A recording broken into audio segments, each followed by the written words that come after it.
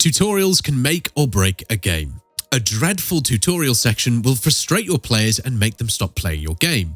Large and smaller games fail to teach how to use mechanics and systems, only to leave players confused and lost. While there are many methods to teach your players how to play a game, designers heavily rely on visual and kinesthetic learning. Games are an interactive medium, so it's natural for players to want to learn new mechanics by testing things out on the level. So if you want them to do it right, you can also show them in a non-intrusive way. Players can learn by watching and/or by doing. Nintendo is utilizing these tactics to teach players without the use of mountains of text.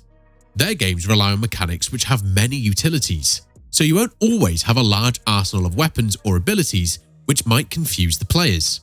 Super Mario games are easy to pick up and start enjoying.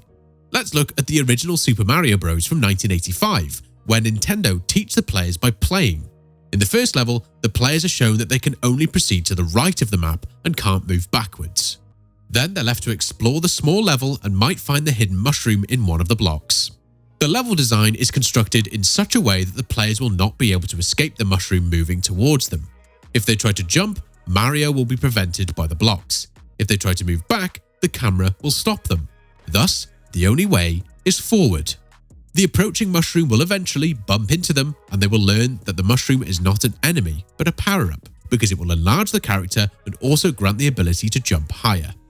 Zelda Breath of the Wild is yet another great example of how to properly teach your players. The entire Great Plateau is a carefully crafted experience in which the players can learn and test new mechanics. Each of the 4 shrines on the plateau grants you one of the main slate runes and teaches you the fundamentals of how they work. The way each shrine is structured is separated into 3 main parts. The player is first introduced to the mechanic with a small amount of text, which vaguely describes what the ability does. The players are positioned in a safe environment which allows them to test the new mechanic, making mistakes and learning from them. Once they have cleared the first obstacle, the level will present more puzzles, which will be slightly more challenging and will need more skill, thinking, or creativity. Finally, the shrines will ramp up the difficulty and introduce enemies or hazards which will test the players on what they've learned. Once the shrine is cleared, the players will have more abilities to complete the entire Grand Plateau. This beginning map is full of puzzles and enemies that allow the players to master their abilities. This prepares them for the real challenge of exploring the vast but dangerous world of Hyrule. You as a game designer need to respect the players and their ability to learn and figure things out on their own, without the use of detailed hand-holding text.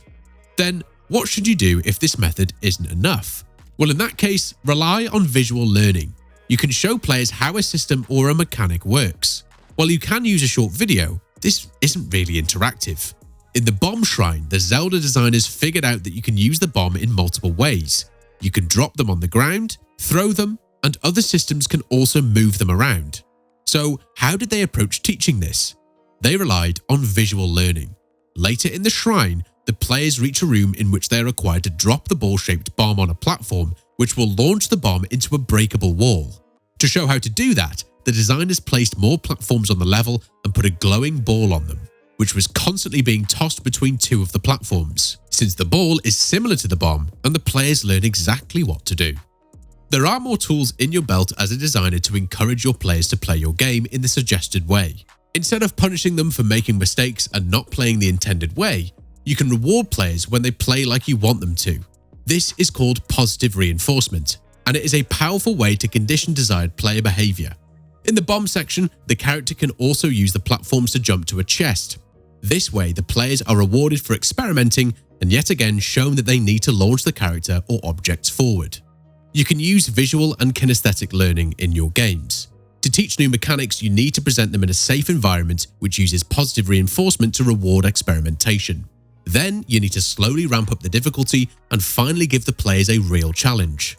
One of the best examples of this is the whole Ginzo tree section of Ori and the Blind Forest. To reach that level, the players need to learn a few fundamental mechanics, and the obstacles on the way aren't too difficult.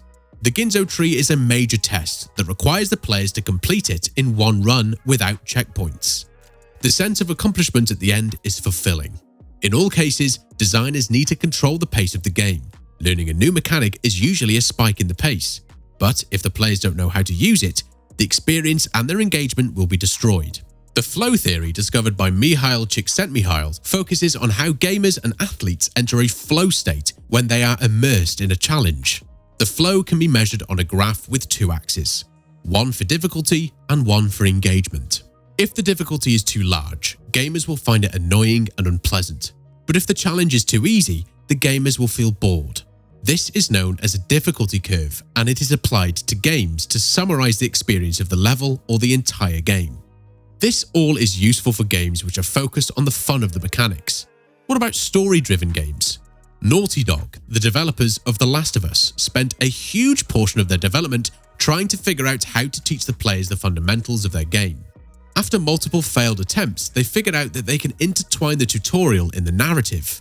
When they wanted to teach the players how to shoot, the main character Joel faced a character who recently became infected. The character was begging Joel to kill him before turning, which was the perfect time to show how to use the trigger of the controller. This method not only taught the players, but also contributed to the story. It created mystery, suspense, and danger for the safety of our beloved characters. Just how nasty and painful could becoming an infected really be? When players were placed in Joel's shoes, they knew that the trigger is the shooting button. The trigger on the controller feels and looks like the trigger of a gun, so it's natural to use it as such. Affordances make it easier for players to understand the function and purpose of buttons without needing detailed instructions. In the context of games, affordances and buttons refer to the visual and logical cues that indicate how a button should be used.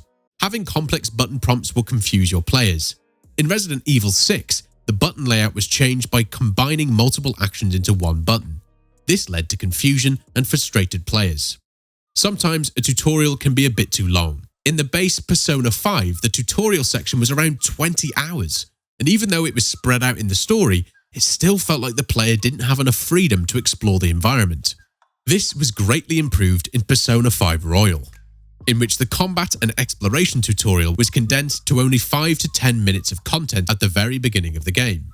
By doing this, the players not only get a feel of what a good chunk of the gameplay will feel like, but they also learn in a much faster and simpler way.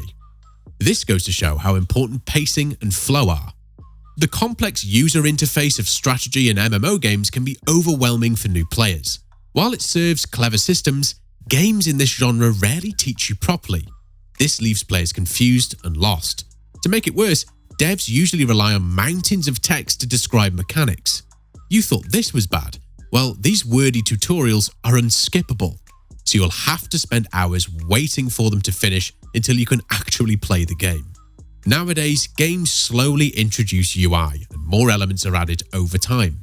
There are cases in which a tutorial could entirely be missed from the game, and while this could leave players to experiment, in most cases it is confusing. The older games developed by From Software are prime examples of this. In the first Armored Core, the players are immediately thrown into a battle arena without even describing the basic movement inputs, ramping the learning difficulty to the max. Racing games showcase that negative reinforcement in the tutorial sections can be unfair. When players are learning the game, they should be allowed to make mistakes, and when you crash in races, quite the opposite happens. Instead of being placed where they were before the crash, players are usually pushed further back behind the other racers. The biggest problem with tutorials is pacing. Your goal as a designer is to keep your players engaged throughout the whole game. Adding long lines of text and making it unskippable will ruin the pacing of the game. Making the challenge too hard will result in frustrating your player, but making it too easy will turn your players bored. Focus on creating balanced learning curves. Show your players how to play the game and ultimately let them learn by playing.